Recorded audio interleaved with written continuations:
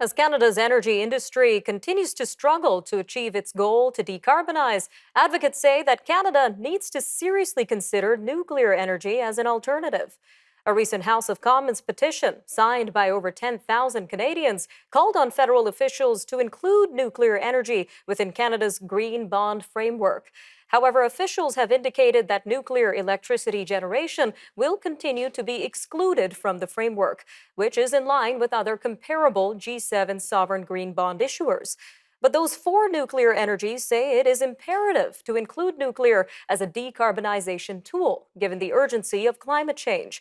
Well, joining us now to tell us more about this is Dr. Chris Keefer, an ER doctor in Toronto and president of Canadians for Nuclear Energy. Dr. Keefer, welcome back to Forum Daily. It's a pleasure to be with you. Now, taking a look at the government's response to this petition, it says that it continues to work with the nuclear sector at large. It's pointing to initiatives like the SMR Action Plan and SMR Leadership Table. So, why is it so important for the nuclear sector to be included in Canada's Green Bond framework? Well, first off, nuclear works. Right here in Ontario, nuclear provided 90% of the energy required to power through our coal phase out, which again was North America's greatest greenhouse gas reduction. So it works. The second thing is that bond financing is really important. It's how we've built a lot of the big infrastructure projects in our country, like the Niagara Falls hydro dams or the James Bay project. We've got a lot of work to do ahead of us. It's estimated that we need to build something like another 112 large hydro dams or 96 large canned reactors worth of power generation. And we need access to low interest capital in order to fund those projects. Now, in the government's response, they also pointed out to countries like Austria and Belgium as examples of nations that are currently excluding nuclear energy in their green bond frameworks. But you, on the other hand, are pointing to other countries investing in more nuclear stations. So, can you tell us a little bit more about this? Well, it's a little bit puzzling why the government isn't up to date on the state of green finance.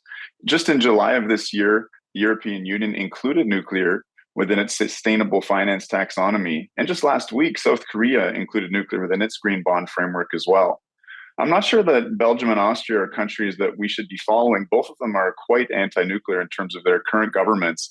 And in Belgium, for instance, they just shut down on Friday a nuclear plant that provides 10% of their electricity to their entire country. And this is in the midst of an energy crisis gripping Europe, the most serious energy crunch since the OPEC crisis in the 1970s. So I think we need to choose carefully which examples we follow, and there are some good ones, and we should be showing leadership, not following examples of these countries that are botching their energy transition. So, what do we know so far about how nuclear energy compares to other forms of green energy, like wind and solar, in terms of decarbonization and cost effectiveness? Well, you need to look no farther than the example of Germany, which has spent over $500 billion on a wind and solar driven energy transition. But they've not done what we did right here in Canada and Ontario. They still rely on coal as the number one source of electricity on their grid, which is really pretty shocking. If they had invested that money in nuclear, they would have a completely decarbonized electricity grid, and they wouldn't be at the whims of someone like Vladimir Putin, who just shut off the taps on their gas supply. You know, when the wind doesn't cooperate, when the sun's not shining, we rely on things like coal and natural gas to keep the lights on. But nuclear operates around the clock, day after day, month after month, running for years at a time. All right, Dr. Keefer, what about environmental concerns around the generation of nuclear waste? Well, nuclear waste is an interesting topic. Fresh out of the reactor, nuclear waste is very dangerous. It needs to be shielded, but we know how to do that quite well. And in the history of stored civilian nuclear waste, there's not been a single death associated with that. After about 1,000 years, though, that radioactivity decays away very quickly to the point that you can actually hold nuclear waste in your hand at that time interval. Now, longer than that, we have safe deposition we can do in stable geologic rock formations where we can hold it until that waste will have decayed to the level of the uranium ore from which it was originally mined. We produce very little nuclear waste. I was just visiting the Bruce Nuclear Generating Station and touring their waste facility. It's the largest operating nuclear plant in the world. And all of the waste that they've ever produced fits in a warehouse about the size of a Costco. It's just sitting there. It's not warming the atmosphere. It's not polluting the air. So we have the long-term solutions. And I think we really need to re-examine this preconception that people have about nuclear waste.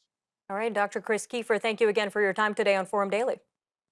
It's a pleasure joining you. Thank you for having me.